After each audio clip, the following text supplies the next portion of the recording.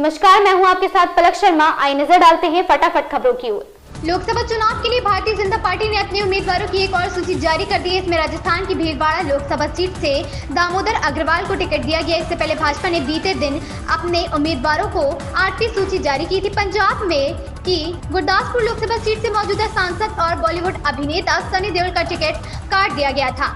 उनकी जगह दिनेश सिंह को टिकट दिया गया था। आईपीएल के 17वें सीजन में लगातार 2 मैच हारने वाली दिल्ली कैपिटल्स का सामना आज दिन के एक अन्य मुकाबले में गत champion Chennai super Kings CSK से होगा। दिल्ली ने शुरुआती 2 मैचों में टीम के सलामी बल्लेबाज पृथ्वी शॉ को प्लेइंग के तौर पर प्लेइंग 11 में मौका नहीं दिया था। अब यह देखना दिलचस्प होगा कि टीम इस मैच के लिए पृथ्वी को मौका देगी या अपनी प्लेइंग 11 में कोई छेड़छाड़ नहीं करेगी। दूसरी ओर इस सीजन अब तक अजय चल रही सीएसके की नजरें जीत की हैट्रिक लगाने पर होंगी। दुनिया के कई देशों में पहले 4 साल से जारी कोरोना महामारी अब पूरी तरह से खत्म नहीं हुई। समय समय पर वायरस के नाम से नए स्ट्रेन के कारण अचानक से मामलों के बढ़ने की खबरें सामने आती रहती हैं। स्वास्थ्य विशेषज्ञ कहते हैं भले कोरोना के संक्रमण की स्थिति अभी काफी कंट्रोल में दिख रही है, पर इसका जोखिम बना हुआ है। इसलिए जरूरी है कि हम सभी लगातार इस संक्रामक रोग के जोखिम को लेकर सावधानी बरतें।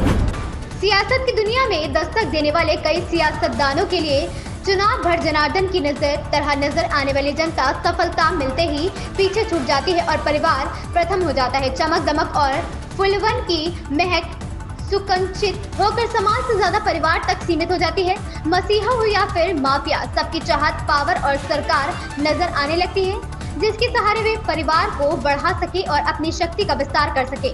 यूपी की सियासत में ऐसे कई सियासतदान उभरे जिन्होंने समाज सेवा सिद्धांत और मूल्य जैसे तमाम आदर्शवादी विचारों की बात की, लेकिन अंत में परिवार को ही चुना।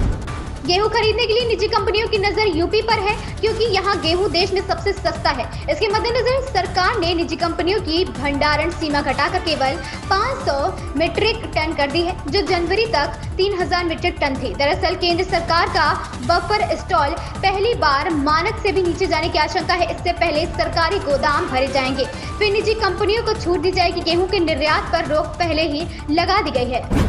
केंद्रीय मंत्री आरके ने बड़ा बयान दिया है। उन्होंने कहा कि मुख्तार अंसारी एक दुर्दांत अपराधी था। विपक्ष केवल पॉलिटिक्स कर रहा है। विपक्ष के नेता अपनी सियासी फायदे के लिए बेबुनियाद आरोप लगा रहे हैं, जनता को भ्रमित करने की कोशिश कर रहे हैं। जनता सच्चाई जानती है।